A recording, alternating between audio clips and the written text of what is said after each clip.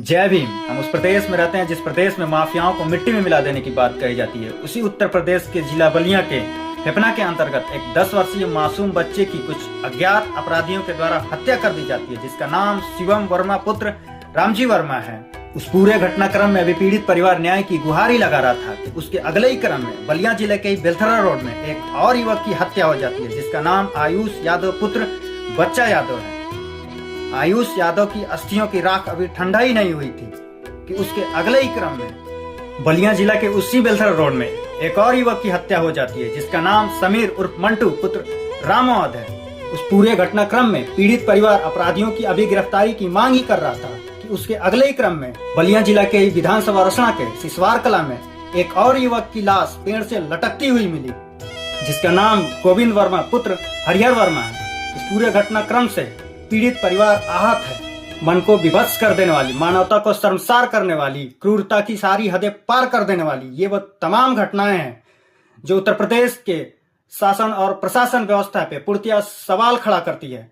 मैं उत्तर प्रदेश के सूबे के मुख्यमंत्री योगी आदित्यनाथ और बलिया प्रशासन से ये मांग करता हूं कि इन पूरे घटनाक्रम में संलिप्त सभी अपराधियों को जल्द से जल्द हिरासत में लेकर के उन पे कड़ी से कड़ी कार्रवाई किया जाए और सभी पीड़ित परिवारों को आर्थिक मुआवजा देकर उनके साथ जल्द से जल्द न्याय किया जाए।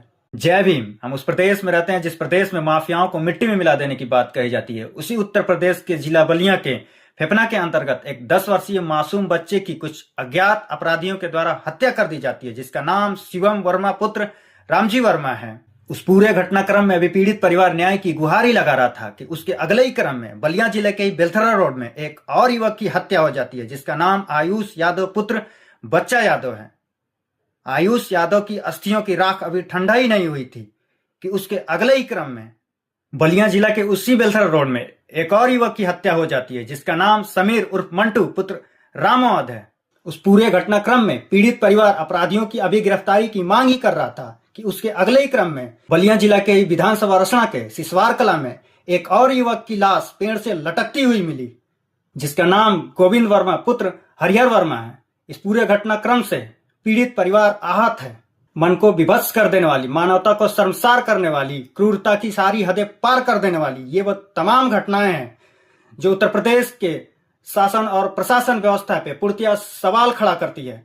मैं उत्तर प्रदेश के सूबे के मुख्यमंत्री योगी आदित्यनाथ और बलिया प्रशासन से ये मांग करता हूं कि इन पूरे घटनाक्रम में संलिप्त सभी अपराधियों को जल्द से जल्द हिरासत में लेकर के उन पे कड़ी से कड़ी कार्रवाई किया जाए और सभी पीड़ित परिवारों को आर्थिक मुआवजा देकर उनके साथ जल्द से जल्द न्याय किया जाए।